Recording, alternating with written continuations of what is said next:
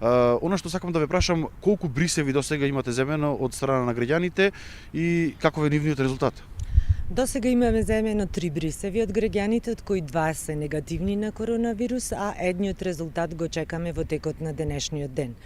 Сакам да им кажам на граѓаните на град Прилеп дека Центар за јавно здравје формираше 6 екипи со лекари специјалисти и други здравствени работници и соработници кои што работат по стандардни оперативни процедури за во вакви ситуации.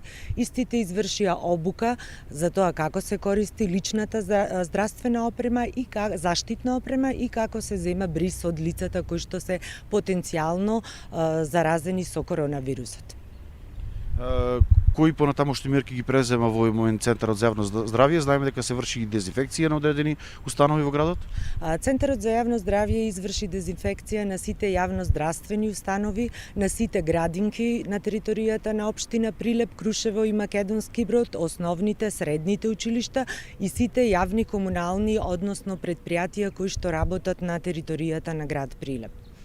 И еве за крај, оние што сметаат дека сакаат да се испитаат, да им биде земен бриз, како може тоа да го направат? Дали тоа треба да дојдат директно во Центарот за јавно здравје или пак може тоа да направат да ве контактираат преку телефон? Значи, апелирам до сите граѓани. Не треба да се доаѓа во Центарот за јавно здравје, затоа што ги изложуваме на опасност сите оние контакти кои ќе ги направат во текот на идењето во Центарот на јавно здравје. Има телефон кој што е поставен секаде, го знаат сите, слободно да звонат, тој е достапен 24 часа, ќе се јават епидемиолозите и ќе им дадат препораки како треба да се понашаат во вакви ситуации. Сите лица кои што се ставени во самоизолација на територијата на град Прилеп, општина Крушево, Македонски Брод, Пласница, Долнени и Кривогаштани, контактираат со епидемиолозите од Центарот за јавно здравје и добиваат упатства како треба да се понашаат.